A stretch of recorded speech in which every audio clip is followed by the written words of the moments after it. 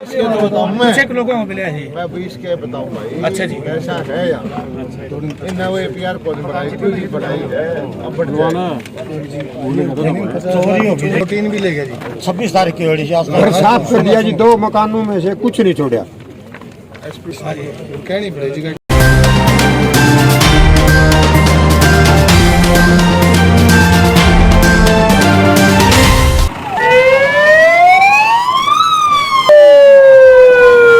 हरियाणा के कृषि मंत्री जयप्रकाश दलाल आज पहुंचे बारडा अनाज मंडी। किसानों को नहीं आने दी जाएगी कोई भी समस्या, ये कहना है कृषि मंत्री JP दलाल का।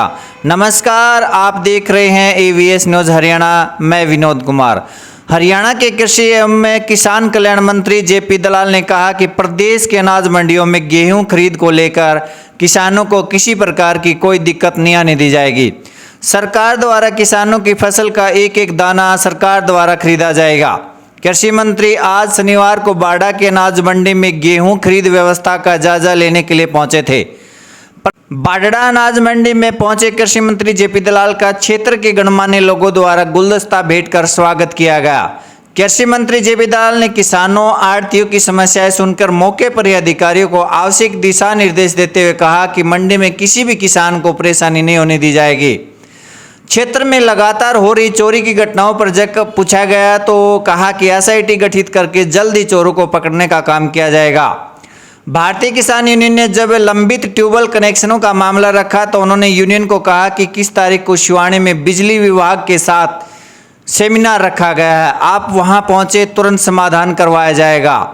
बारडा क्षेत्र में आगजनी की घटना से 2 किसानों को नुकसान हुआ, उसके लिए उन्होंने कहा कि मैं अपने कोष से एक किसान को 1 लाख रुपए व दूसरे को 50,000 रुपए देने का काम करूंगा ताकि इनकी भरपाई हो सके। बारडा अनाज मंडी में आने का मुझे सौभाग्य प्राप्त हुआ कि खरीद जो चल रही है उसकी व्यवस्थाएं देखनी थी। गेहूं की, सरसों की खरीद यहाँ ठीक ठाक चल रही है कि नहीं है, और किसी भी तरह की कटौती किसान से कोई आदमी नहीं करेगा। दाना चाहे कम चमक वाला हो या 6% की बजाय 18% तक उसमें टूटत भी हो, इसका जो पैसा है हरियाणा सरकार अपने ऊपर भुगतेगी। किसान से कोई कटौती नहीं होनी चाहिए, यही मैं देखने के लिए आया था। और यहाँ लोगों ने बताया कि पिछले 2020 का खराबे का पैसा बटना था। अधिकारियों को मैंने बोल दिया कि जल्दी से जल्दी इसको बटवा देंगे इसी 10-15 दिन में। और बीमा कंपनी का जो पैसा आना था वो भी आना शुरू हो गया है, कपास का पिछले साल का।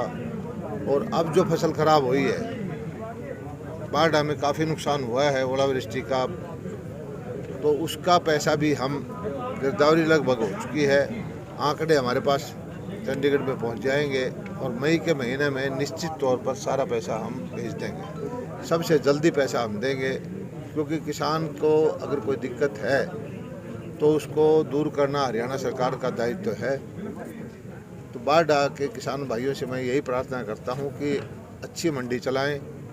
और 21 तारीख को शिवानी में हम जो बिजली की पंचायत लगा रहे हैं उसमें बिजली के MD आएंगे। तो बारडा के क्षेत्र में भी बिजली की कई समस्याएं होती हैं। मैं रेस्ट हाउस में इनसे प्रार्थना करता हूं कि अपनी समस्याएं लेकर के आ जाएं, इनकी समस्याओं का समाधान भी मैं करवाऊंगा। मंत्री जी, एक जो पंजीकरण को लेकर के और कुछ फैमिली ID को लेकर के कुछ किसानों की समस्याएं आ रही हैं। देखिए, एक नई व्यवस्था चलती है तो थोड़ा बहुत दिक्कत तो आती है, लेकिन ये मेरी फसल मेरा ब्यौरा किसान के हित में है। हरियाणा सरकार का जो खजाना है हरियाणा के किसानों के लिए है। हम किसान भाइयों से बार बार प्रार्थना करते हैं कि भाई अपनी फसल को आप चढ़वा दें, चाहे बीमा होना हो, चाहे मुआवजा मिलना हो, चाहे कोई प्रधानमंत्री के जो पैसा मिलना हो, जितनी भी नीतियां हैं वो उसी के माध्यम से होती है। और इस बार भी हमने पोर्टल को कम से कम 6 बार खोला है। अब कोई ये कहे कि भाई मंडी चल रही हो और फिर पोर्टल खोल दे तो फिर हम वेरीफाई कब करेंगे, उससे दिक्कत आती है। मैं किसान भाइयों से प्रार्थना करता हूं कि ये एक चीज़ का ध्यान जरूर रखें कि अपने खेत के अंदर जो भी फसल वो बोते हैं उसका बोते ही अपना चढ़ा दें। और बीमा वाले को बीमा भी उसी के माध्यम से मिलता है, फसल ख़राब होती है वो भी उसी के माध्यम से मिलती है, मंडी में खरीद होती है वो भी उसी के माध्यम से होती है। तो ये किसान के हित के लिए किया है। ऐसा ना हो कि किसान का नाम लेकर के कालाबाजारी करने वाले लोग जो हैं वो सरकार के खजाने को खुर्द-बुर्द करते हैं। कई स्थानों पर किसानों की फसलें आग की भेंट चढ़ी हैं, तो उनके क्या सहायता की जाएगी? यहाँ पर 2 केस मेरे पास आए हैं। आग की कोई नीति नहीं है, लेकिन मैं अपने पैसे उससे डिस्क्रिशनरी कोटे से एक किसान को मैंने कहा है 1 लाख रुपए दूंगा, एक को 50,000 रुपये दूंगा।